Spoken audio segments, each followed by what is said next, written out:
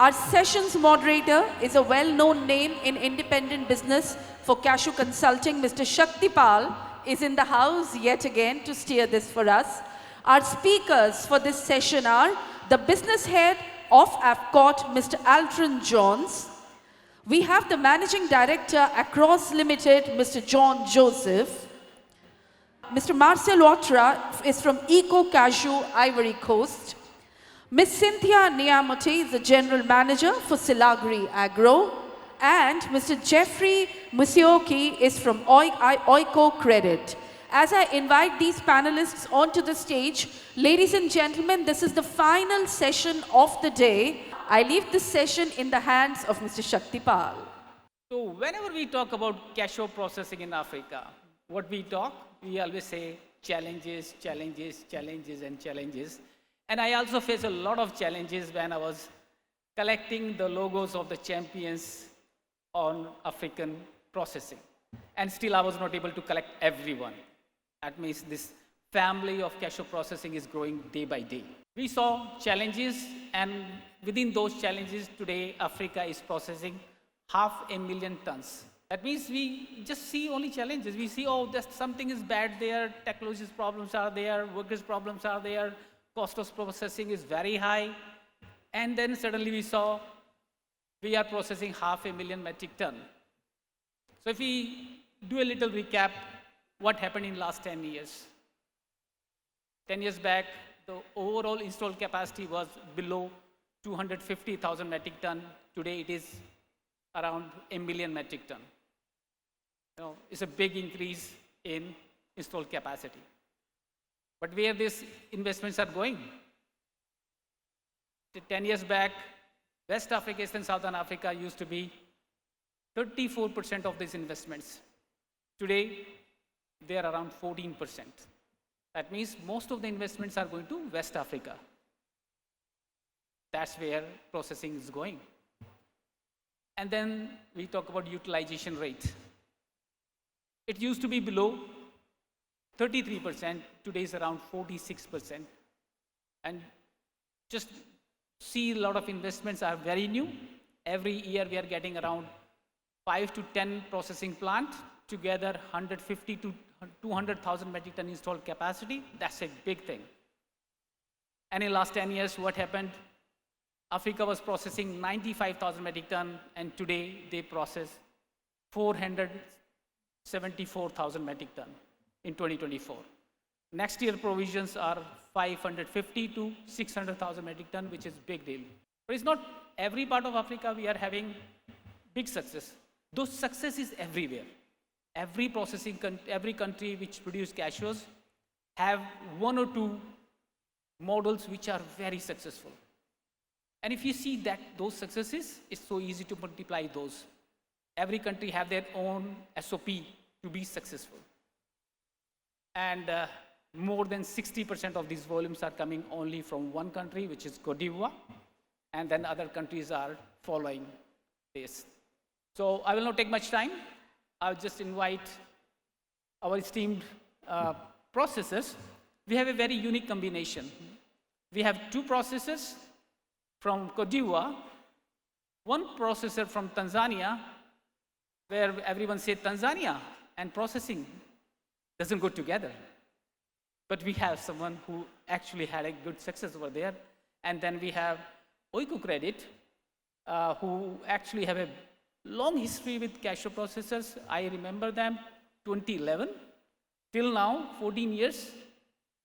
They passed through all these changes in access to finance, and they are also here. So I would like to ask first let's start from the very recent plant, AFCOTT. So Mr. Altrin John is here. Just 5 years back, whenever we put a new processing plant, we always say, my installed capacity is 100 tons a day. That means I will take 4 years to process 100 tons a day. Today, how much time it takes? 6 months. And that's Altrin Jones, their company. They put up a plant, and within 6 months, they are using 100% of their installed capacity. That's what African processing is now. Altrin Jones. So during the starting stage of the project itself, so we started recruiting the technical team and the production team so that they will also get involved in the installation stage. So to understand the machinery concept and how it works, how to be maintained and everything. So that is the key success for us for the achievement of this, 100% achievement. So we took around the installation period, we took around 8 months. So during that 8 months, all the team is in place. So when we started the initial scratch level also, processing team is there.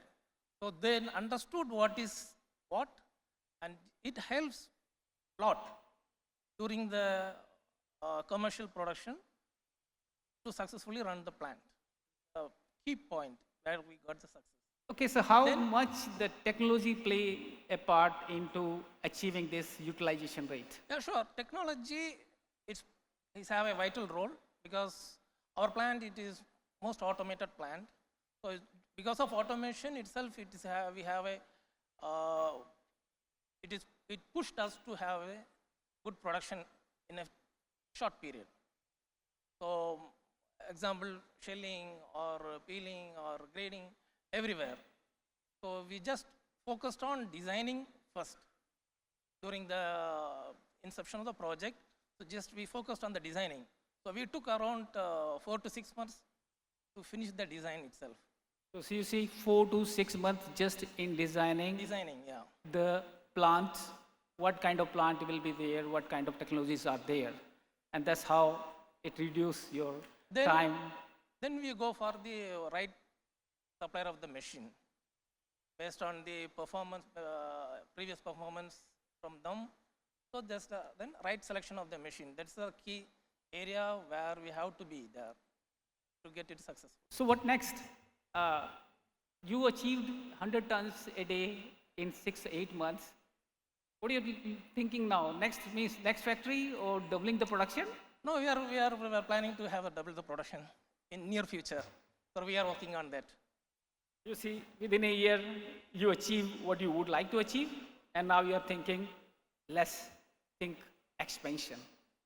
That's what African processing look like today.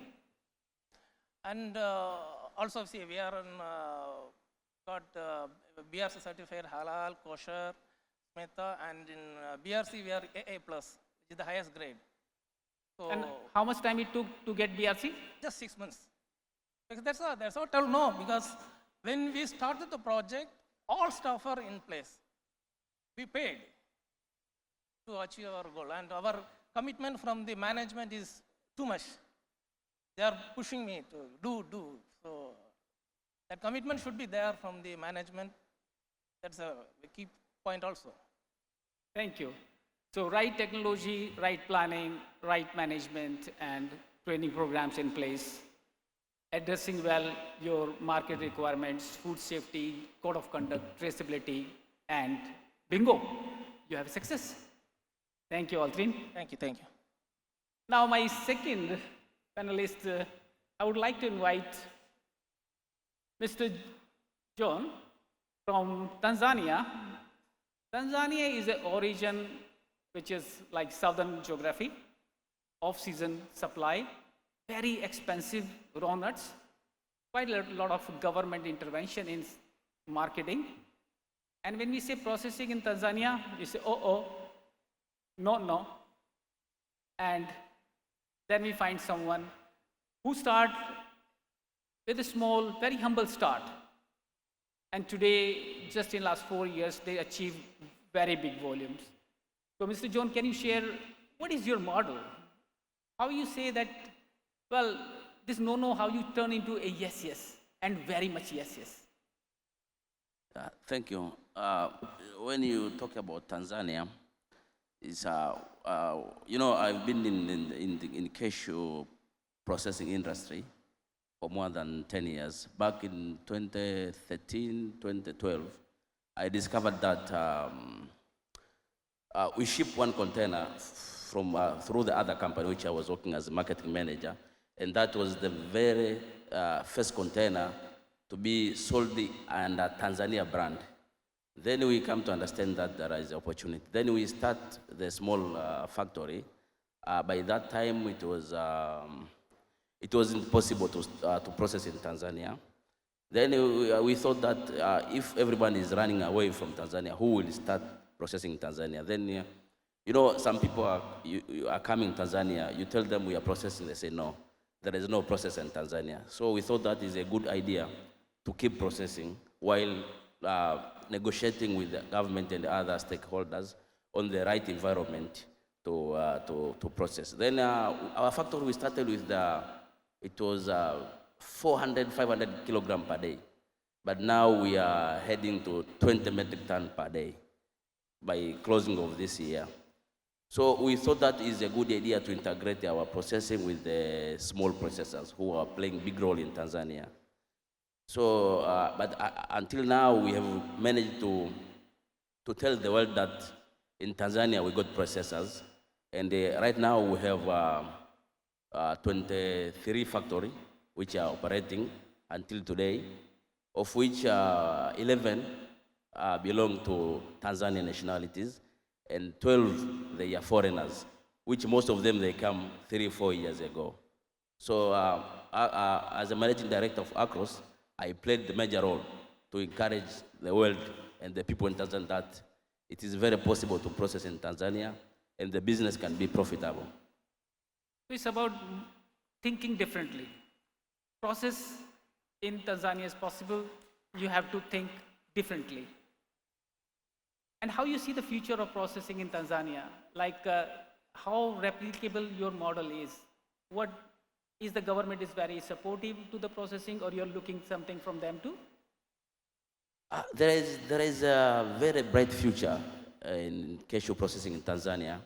As I told you, by then Akros Limited, we are starting the factory. We were most 2 or 3 factories. We are processing like 1% or 2% maximum for the annual harvest. But now, last year, as per CBT statistic, we are now at 23% in the last season.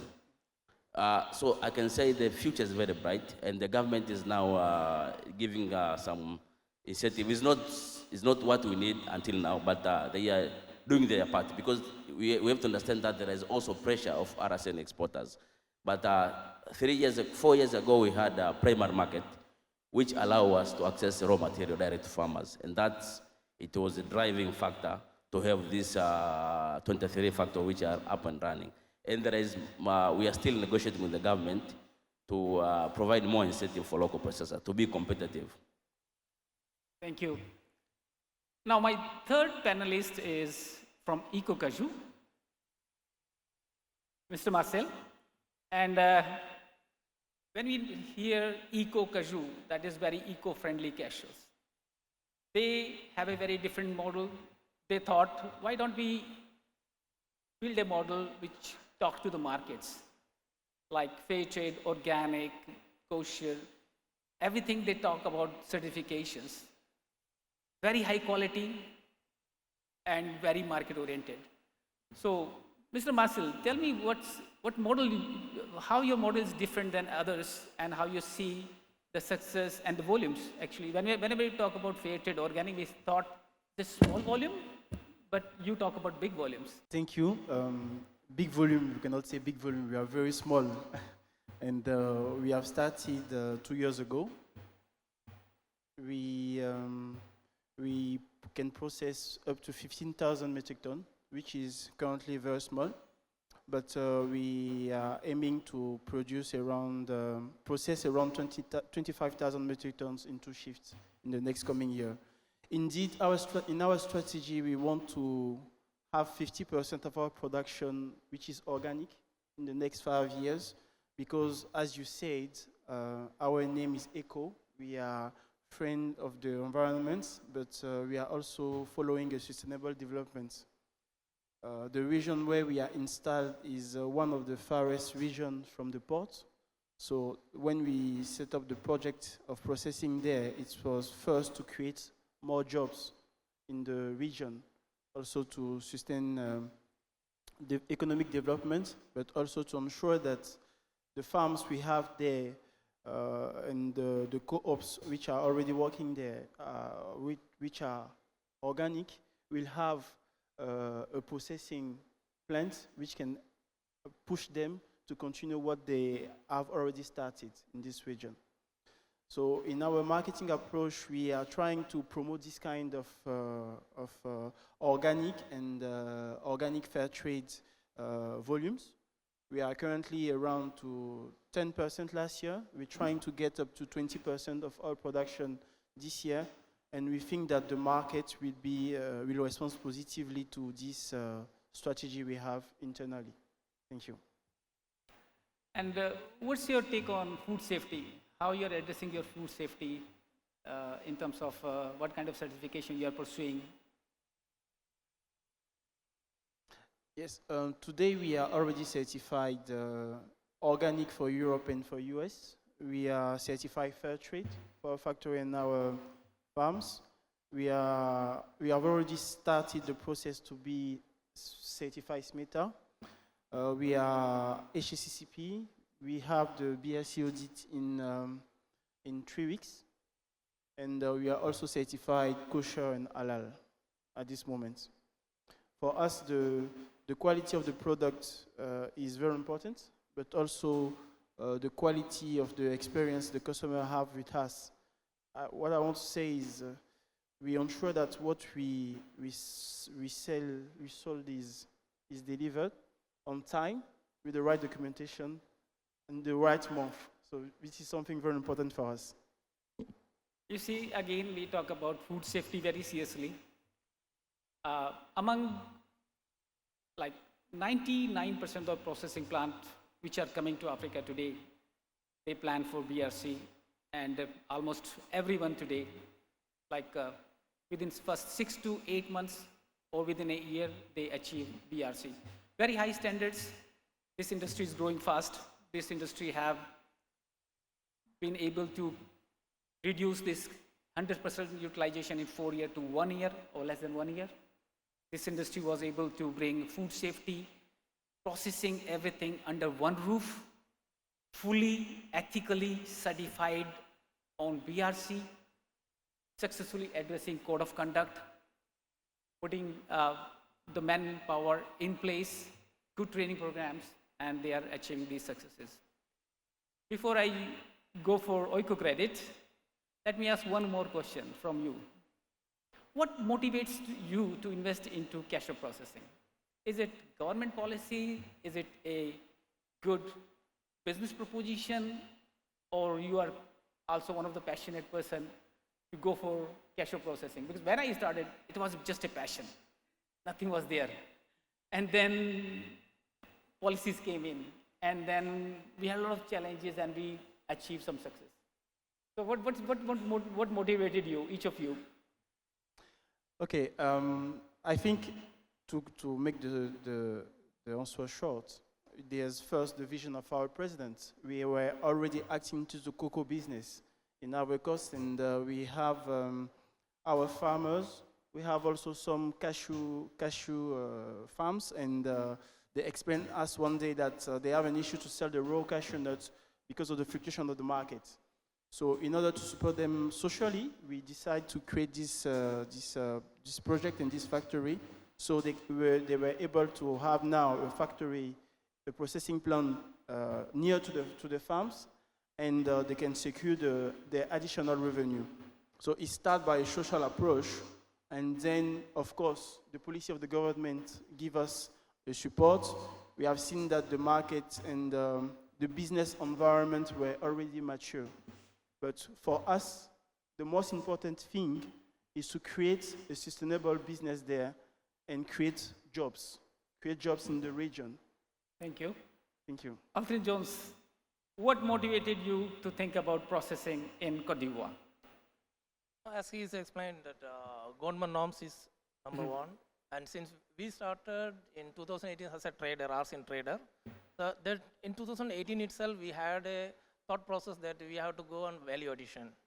So once the government policies came out, and 50% of the production to be locally processed locally processed in Cote d'Ivoire. Then you can say the global demand of the cashew kernel, and we can say in Europe and US the demand is more. So the transit period is also less comparing to the other region. So this all motivates us to have a processing plant in IVC. So policies conducive to local processing that set up the pace to invest, and that create the competitiveness of an emerging industry. That's a prerequisite. And then we talk about other characteristics of the industry, like production was there, manpower is there, and they saw a clear case that business is going to be viable. Great. And also government is supporting too much on the timely approval of the from Ministry of Environment or Ministry of Industry. So they are quite supportive to us to get the timely approval so that we are able to finish our project on time and achieve our things properly. So it is not just the policies conducive to processing, it is also the regulations which are good enough, timely implementation of what they talk about as a policy and what they implement. That's the most important thing. And I'm very happy to hear this on-time startup. Usually, African processing have a history of delay in startups. And this very first time I said, on-time startup within 8 months, 100% utilization rate. Great. Thank you. Mr. John, what motivated you? Like when we say Tanzania, we always cry for the policies. But you started. Do you think the policies are really conducive to local processing, or that's your own model which have the value? What I'm asking, what motivated you to be in this processing? Is it sector policy which created a business environment, or it is your model which you thought that this model will work irrespective of policies? Actually, when we started, the policies was not so convenient, but actually our model forces the government to make good policies. And they are still developing good policies. We believe that future is very bright. Okay, Tanzania. so even the policies are not that conducive, that the model can be different to achieve success. And they are aspiring that, okay, one day they will get even much better policies so they can grow faster. I like that. Great. Yeah, thank you. Actually, the main thing in any business, as a businessman, you have to see the opportunity around the cashew. Tanzania is the best cashew and is easier to sell. So the issue of policies is the thing which can be changed. So I encourage everybody to come and invest in cashew processing in Tanzania. There is a very future. The future is very bright. I can guarantee you. I like your optimism. I think you are on the right track and your model is on the right track. Okay, now we will go for our next panelist from OIKO Credit. And I remember OIKO Credit was engaged heavily to supporting cashew processing since 2011, I remember, when the processing was really struggling for its competitiveness. So they have a long journey looking at all the challenges, and today they are here to show their face that we are there for the industry. So what, can you describe a little bit of your journey, and where do you see this African processing? Is it at the comfortable level? Is it at the right path to address access to finance? Thank you. So access to finance plays a key role in utilization of installed capacity for processors. OIKO Credit has come a long way. We started early 2011 where the factories were fairly small, spread across countries in West Africa, for example, Benin. Up till sometimes around 2018, most of them faced some serious challenges in the markets. Some of them had to close down. So you can imagine what that means to financiers when you lose a part of your capital. But we've also come along, we've learned quite a bit in the process. And I think that the factories or the processors have come a long way, and we think they are able to provide much of the funding requirements.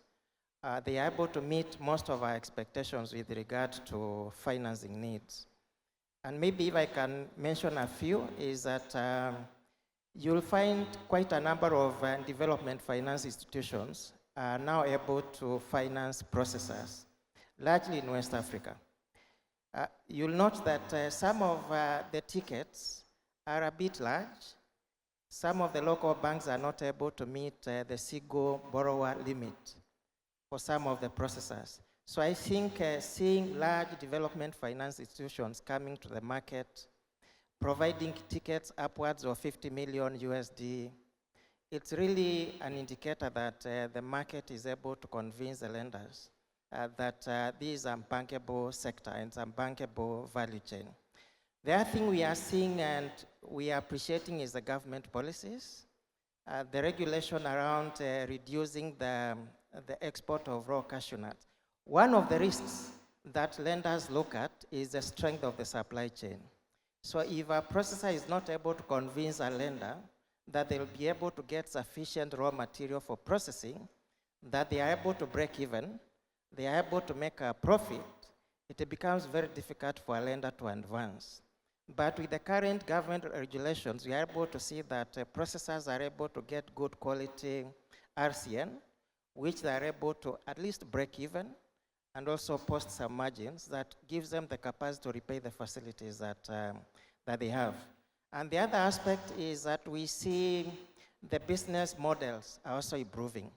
We are able to see these processors employ very competent managers, professionals with long experience.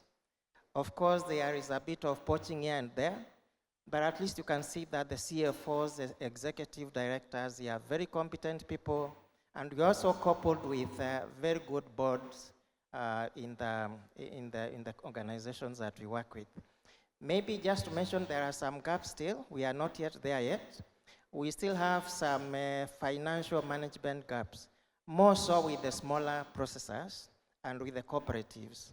You still find that the executive management is much more competent than the board. So the question that we begs is who is supervising who? You come across some executive directors that are so powerful that they can fire the board. So that gives some risk aspects when it comes to funding that particular kind of an establishment. And the other aspect is the market risks. One of the biggest risks that we try to address is a risk about price risk. You buy in the absence of a contract, you process into Canon, and then you go looking for the market. When you get the market, it's offering a price which is lower than your cost of production. So it's a risk that we try to attempt to see whether the processors are able to address. So I would say there is good progress, good trajectory, but we are not yet there yet, a bit of work to be done. And what we are doing from our side is to try and ensure that lenders also learn the value chain. If we learn the value chain, we are able to provide products that are best suited for that value chain, which is cash flow based, and the repayments are not monthly, they are not quarterly, it's actually suited to the value chain itself. So I would say that there is good progress towards that.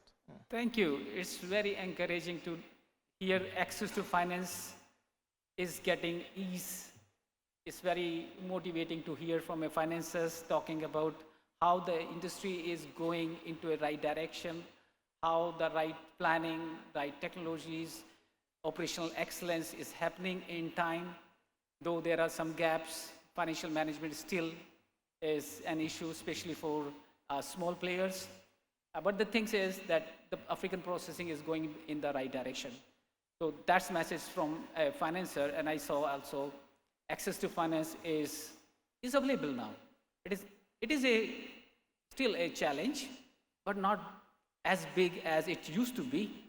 if I rate from 10 to 10 years back, from 1 to 10, challenge was 10, like the highest. Today, 1 to 10, I can say 3. That means there's a ease of finance because the processing dynamics are changing. So one more question, like among we have 3 champions. Would you like to finance each of them, or you are going to choose someone?